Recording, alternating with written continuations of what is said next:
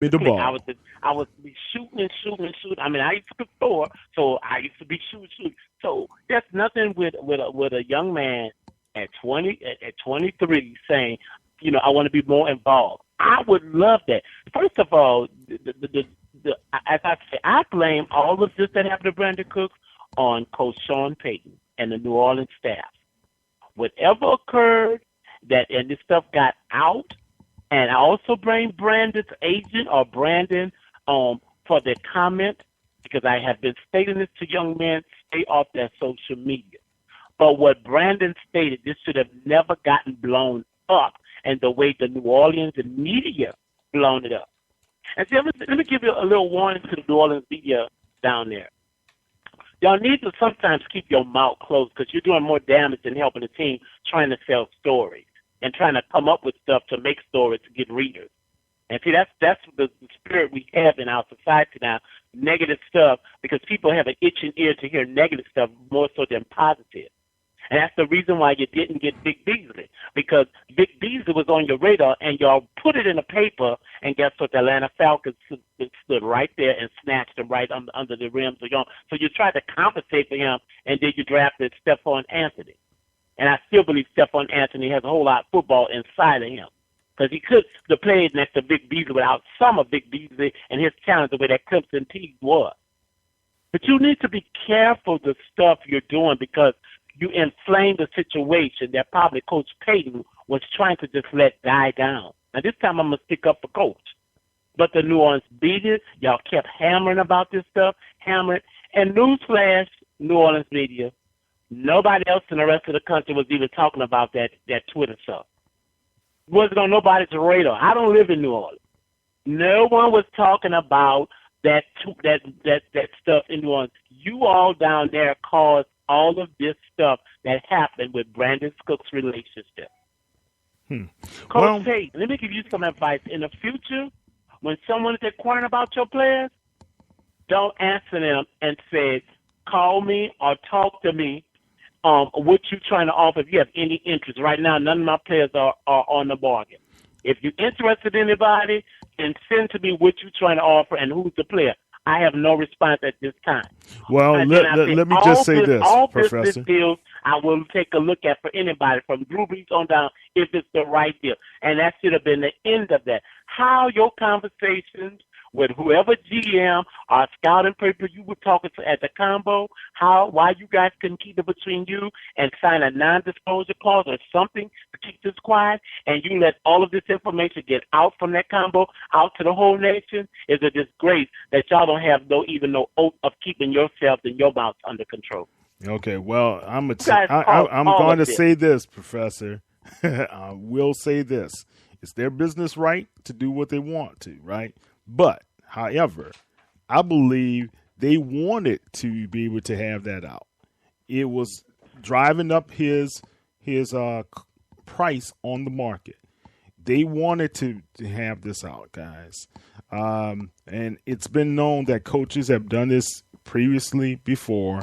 Whenever they want to put a guy out on the market, they let whomever, Schefter or Rappaport or whomever, know that they are wheeling and dealing behind the scenes. So the problem is, KT, they wanted to raise his price, but they didn't get nothing for his price. That's the tragedy of the whole matter. I know. You didn't get. You trying to raise it, but you didn't get. You. We don't know what in the hell this 32 pick gonna be. Do I need to remind everybody about Stanley John Batiste and the whole slew of missed draft picks that this team has had since '06?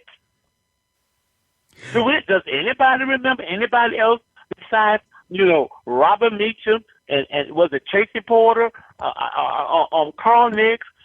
Outside of those people, does anybody remember anybody else besides Malcolm Jenkins over the last 9 years?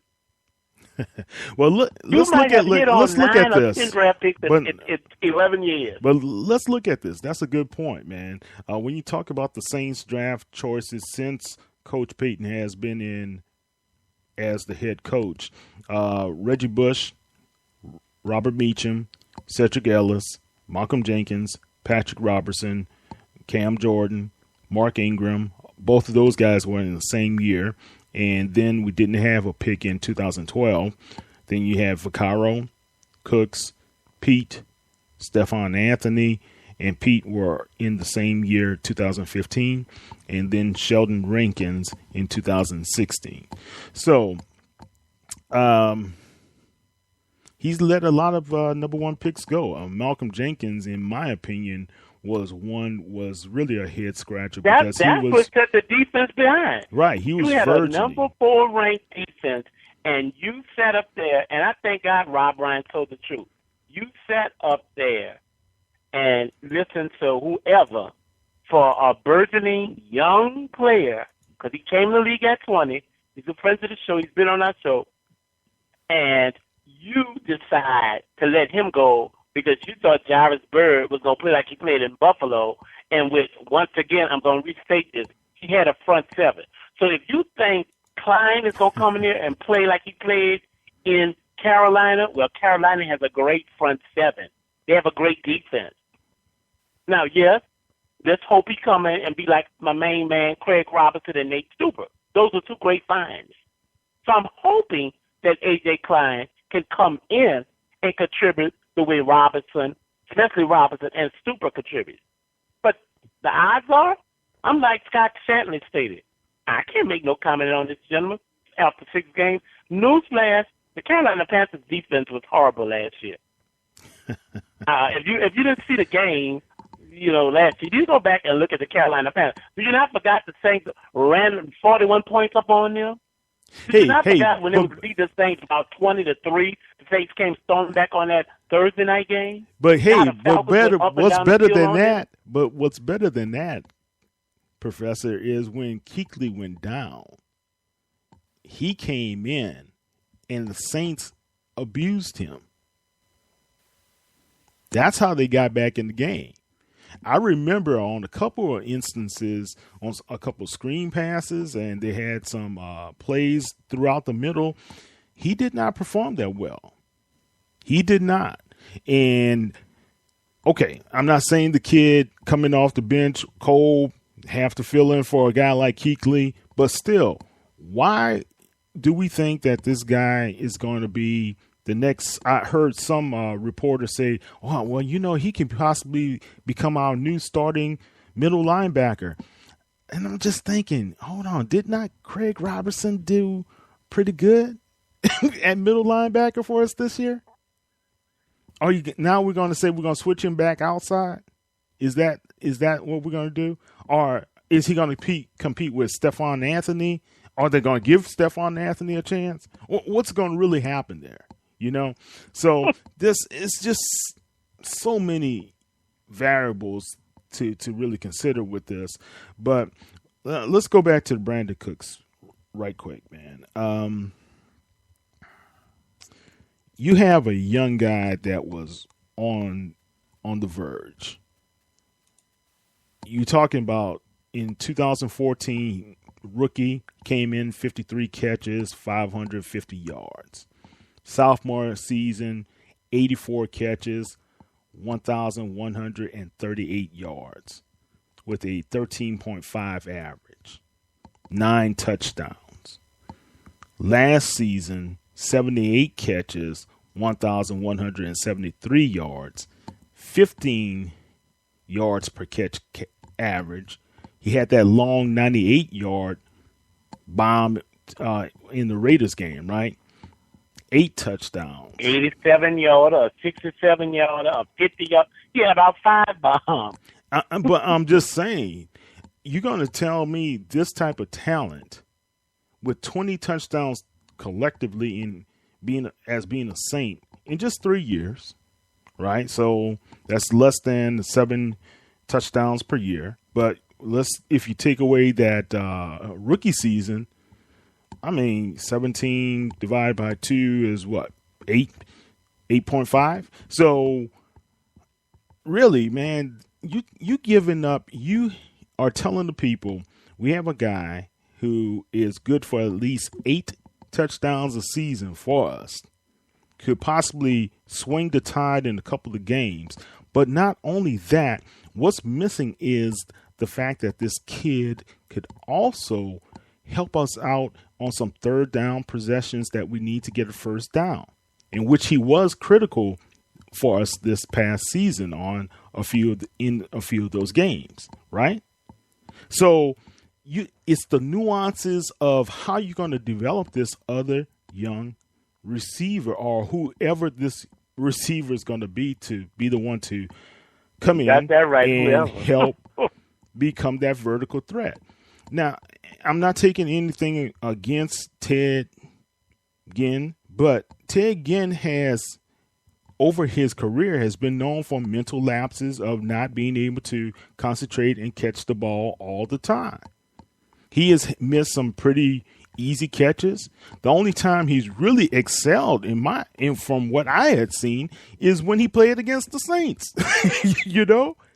So I don't know, man. I just really think that Cooks, all of a sudden, because he didn't get catches one game and he voiced his opinion about it, he becomes a cancer. And you guys are saying, good, let him go. Get the heck out of here. He was just talking too much. He was just a negative. I don't see that. I can't see where before that game. Hold on, Professor. Before that game, he was a model Saints player. But soon as a player say, I want to get the football while we're scoring 49 points, I don't see where that's a problem. That's a guy saying, I want to be a part of the game, or part of the team. I want to contribute too. Now, if you had a guy just sitting on the bench, not wanting to do anything, being lazy and just accepting the check, then I could see, hey, what do you have to say if you don't even want to contribute? Why are you talking and beating off at the gums? So that's all I really have to say. Go ahead. How in the world do you have a game where you have no targets and he's your top receiver? It wasn't Michael Thomas. Your top receiver was Brandin Cooks going into this season. How in the world do you have a game where you have no targets to him? I'm sorry. That's just absolutely crazy. I don't care if they did win 49-0. How is it you had no targets at all to this dude? How did you not know? How did you not know you didn't have any targets? Brandon Coleman and Tommy Lee Lewis and whoever else is in the wide receivers more targets than Brandin Cooks? I mean, the Saints are trying to feed a bunch of BS. So you get upset. I'm going to say this again. When this team had an offense in 09 and 10 and 11 and even somewhat in 12, it started going down in 12 because Meacham was gone. Your peak time in 9-11, you had 4 studs at wide receiver and a stud at tight end. When it was Jeremy Shockey, then it became Jimmy Graham. You do not have that now. And that's why the offense is still struggling. You do not have a Pierre Thomas that can run your screen game. You don't have any of that. You do not have a Darren Sproles. And with the likes of what the Falcons are putting together and now Tampa Bay, you are sitting there banking on, you ain't about to turn around, and yes, you can build upon it, but you ain't about to, in no instance, turn the Saints defense into the Denver Broncos defense. That ain't about to happen like that. Because guess what? You'll be just like the Denver Broncos. Good defense, but now we ain't got no offense. You got no offense. You could have easily, with the cap money and stuff you got, still went out there, signed the people you signed. There was no need to trade Brandin Cooks right now if you're trying to get to the Super Bowl. You are fighting for potentially your job, Coach Payton. And you think the 32nd pick and 11th pick is going to be strong enough to come in here and win you a game? When Brandin Cooks, need I remind you what he did in the Raiders game and the spectacular play where he had won the Denver game before the missed 2 extra points? You really think that getting rid of Jimmy Graham and Darren Sproles and Brandin Cooks would not have equated to at least 2 or 3, maybe 4 wins with you losing almost up to 32 to 35 games by a touchdown or less over the last 5 seasons? Don't look at the scoreboard, Saints fans,